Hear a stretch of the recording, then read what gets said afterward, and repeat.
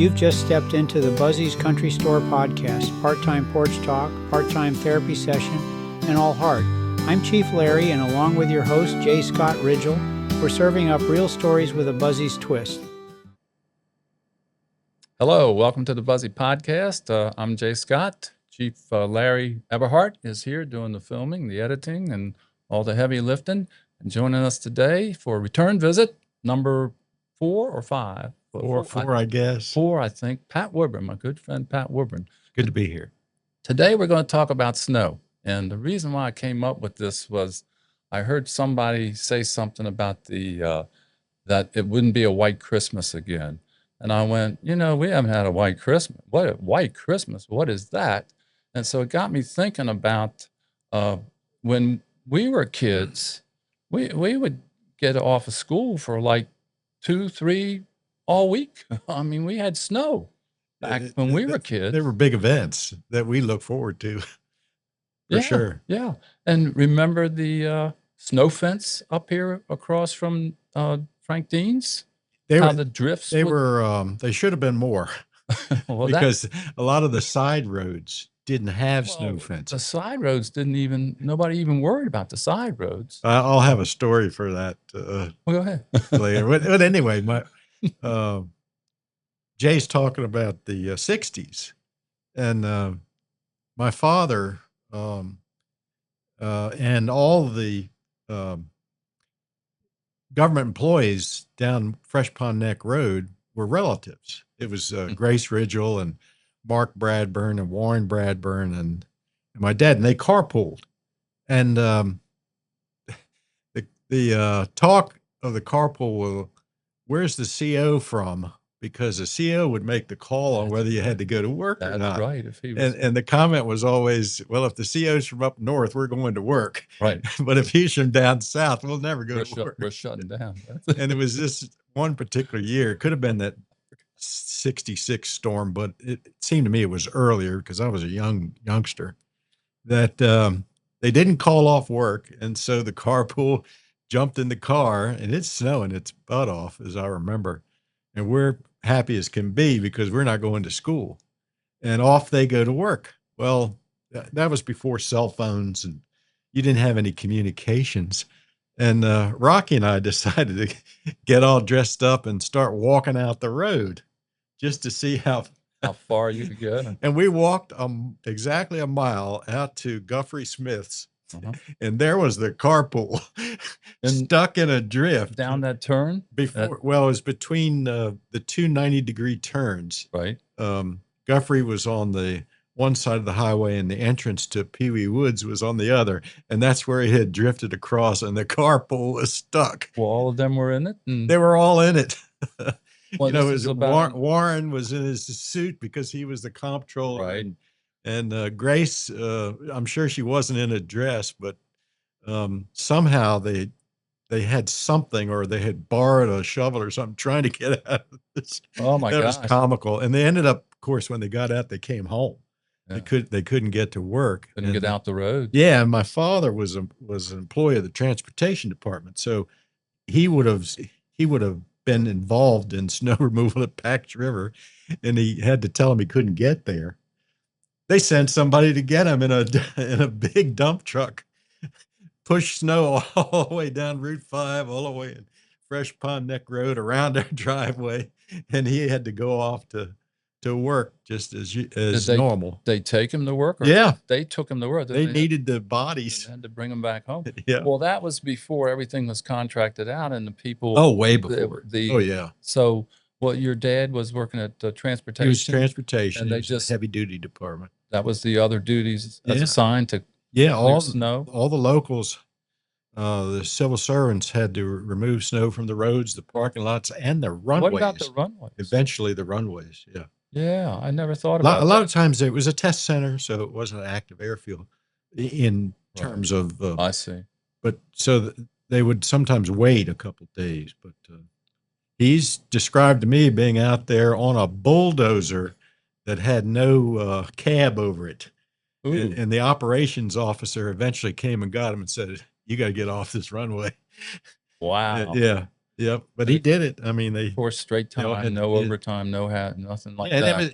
it was men that you've heard their names, Dilly Dunbar and Kenny Bean's dad, Will Bean, and Johnny Upchurch, and all these guys. Shorty Guy was one of them.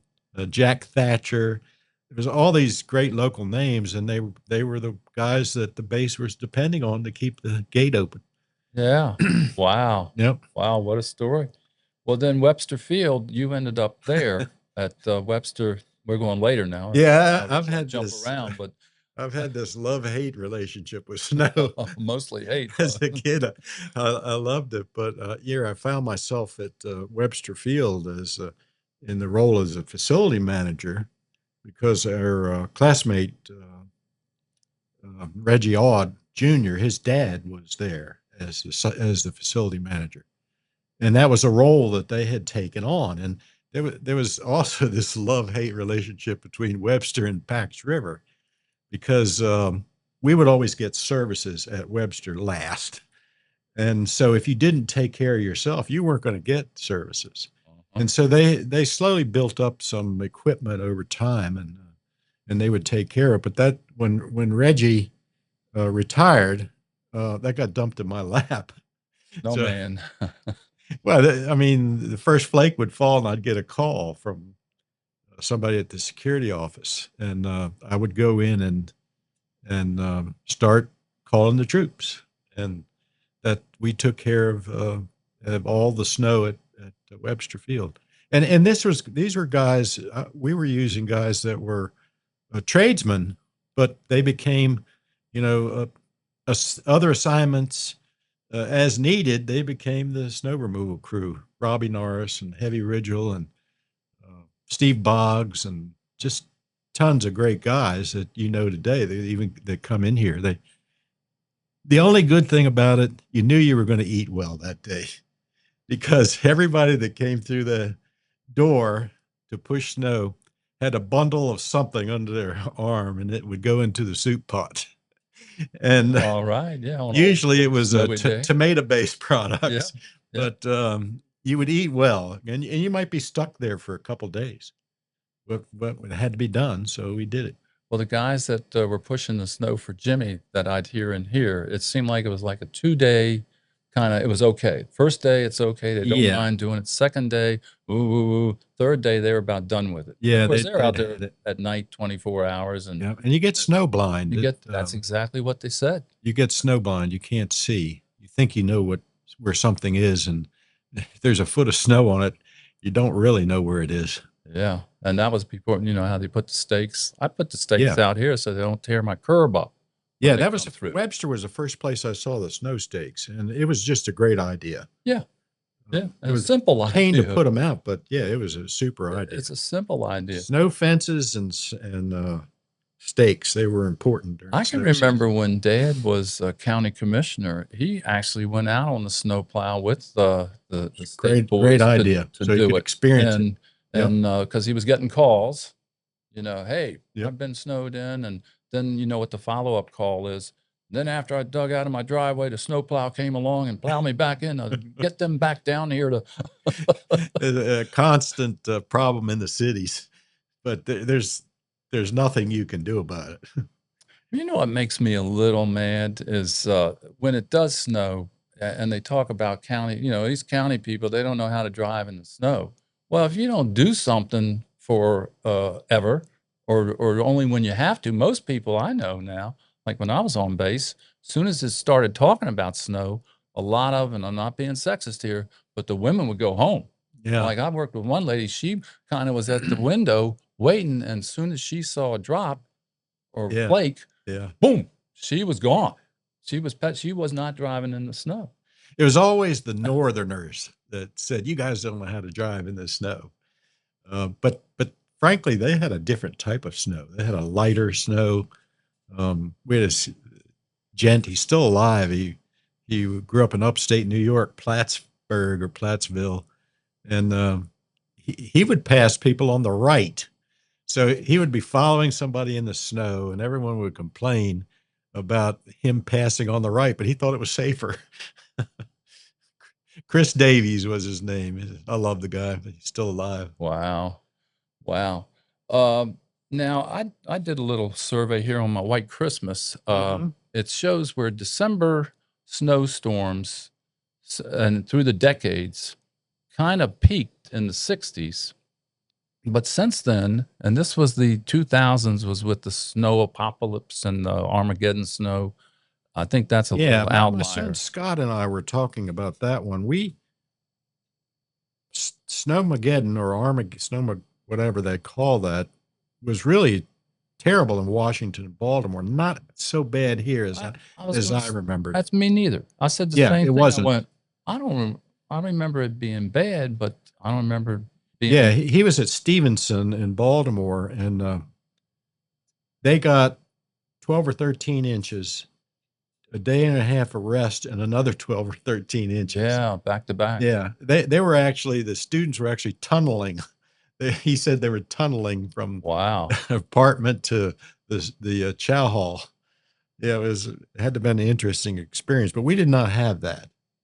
It's like Down they here. didn't have the ice storm that we had, where that was in '94, I think. But yeah, he experienced Armageddon, and we were fortunate we missed that one. We know here in the county sometimes it's like 3 layers, north, middle, and south, Mhm. where the northern end, and it always seems like we down here, Ridge, are on the edge. Southern Maryland, sort of, or east of the Beltway, is on the edge, Mhm. and Maryland, as an overall rule, is kind of on the edge. Yeah, yeah. The We kind of, Chesapeake Bay has a big impact on how these storms work. And the closer you are to the bay, the warmer temperatures are. So you get a heavier snow here. The eastern shore, we might be on the same laterals, but they get even less. yeah, And Jason or Joe Norris, Jason Babcock or Joe Norris, one or the other, wrote about that, and they had the averages for the eastern shore, which was like 10 inches a year, but here in Southern Maryland, same lateral, 12 to 16 inches a year. So we do average 16 inches a year, but that might be some years of 20 total and some years of 5. But the Bay has a huge impact on it. well, And they always say, well, the storms that come from the south are the ones that hurt us, and that's true. They term them northeasters, but I was they're going to say, describing the flow of air that's coming up from the south. It's like a hurricane. It's the airflow is going right to left, and therefore they look like northeasters. The flags say they're northeasters, but they're really coming from the south, huh? and those are the heaviest ones. Well, that's And they're picking up moisture from the ocean and the bay. Yeah, they're love-hate relationship with snow for sure on my part. well. Mom tells a story on the 4 of us. She would bundle us up to go out, and I've told this before, but she said I knew I was wasting my time putting those goulashes and mittens and snowsuit. She said because you would be out 5 minutes later and be back in. She said the other 3 would stay out and play. She said, but you never would. She said she would try to talk me out, and I go, well, I'm not too fond of it now, as far as I don't like being cold or wet. yeah, yeah. The other storm, going back, do you ever remember hearing stories of the river freezing over? Have you ever heard that someone drove Yes. a car to Virginia? That was certainly true over on the Patuxent River. Yeah. Oh, was it Patuxent? Yeah. Okay. That a guy drove. In fact, his last name might have been Woodburn. No relation, of course. Get but out of here. That's what they told me. Was it But really? he drove his car on the Patuxent River. Now, I think of driving a car on the St. Jerome's Creek. Well, that probably is only about 7 feet deep, but the Patuxent, that's 120 feet deep That's a in deep places. creek. That's right. Speaking of that, there's a picture, I cannot find it, of Miss Hattie had down on her coffee table, and it was I think it was from the Beacon, but they landed a plane on Deep Creek out there in front of the house, and there's a picture of Dad and Al. It was the younger kids, so I should be able to figure out the dates. But there's a picture of the plane. He was coming up from Norfolk, and he was in distress, and he looked and he saw that opening and landed, not knowing that it was a creek, and the water, and it held. There was, yeah. That is neat. I've never heard that I story. I cannot find a picture, but and I'm not making this up either. Yeah, I remember having that there. But I think in general, and I tried to get in touch with JB the weatherman to get some scholarly insights on this as far as our winters have gotten milder. We have gotten less snow, and it's January, February. You think about it. If you can make it through January and February, we don't have a problem. This it's cold today, but if the sun's out, it's tolerable. It's not that bad. It is. And after that wind blew last night, 30 miles an hour, you think it was going to be bitter, but it wasn't. Well, you know what? I was comparing the weather here with Pat and Pam down in South Carolina. Ours is 31 degrees, feels like 11. Theirs is 33 degrees, feels like 32. Oh, no wind at all? No wind at all down there. Wow. And that's what usually the wind coming off the water, but when it's this cold, the water is actually warmer yes. than the air. Yes. You would think it worked just the opposite. Yep. The other thing about the snowstorm is the way the school system works. They shut it down in a heartbeat. And this is with now, have you ever seen the way they start salting? I guess they don't salt, but they put the stuff on the roads ahead of time to kind of make it so that the snow doesn't hang around much. Yeah, that's certainly a new strategy, and it seems to work. It sure does. It sure does. Yeah. It makes it not snow. I know that. It seems like when they do it. Here in the county, it's a long county. I don't know what was it 50 miles long from Point Lookout to Charlotte Hall at least. So they make it a heavy snow in Charlotte Hall and require you to close school down. It's closed down in the first district too. And what I found interesting, I had a conversation Sunday with a gentleman who grew up in Montgomery County, and he was up around Damascus, whereas there they made the decision on whether school would be open based on how it was down around the Beltway. He said it wasn't. We might have 8 or 10 inches of snow. They had an inch and all that traffic, and had no problem. We're still going to school because they made the decision how Montgomery County down around the Beltway was. Yeah. Opposite of the effect that we would get on that. And they're the ones that are probably coming the farthest. Yeah. I don't think it was our Riken group, but Danny McCoy, I remember him telling me some story that when they went down Snow Hill Manor Road, of all roads, they would get on one side of the bus and throw their weight to the other side to make the bus swerve. And I don't know who the bus driver was. Did Babcock drive the bus? Was he? He drove it for us for a period of time. For us. So Bob Babcock. He might have been before us, but they said it really did torque that bus driver off. I guess it did. oh yeah. There's a lot of momentum there. Yeah, and Snow Hill Manor Road's another one of those. We did the same thing to Evelyn Paige. Oh yeah.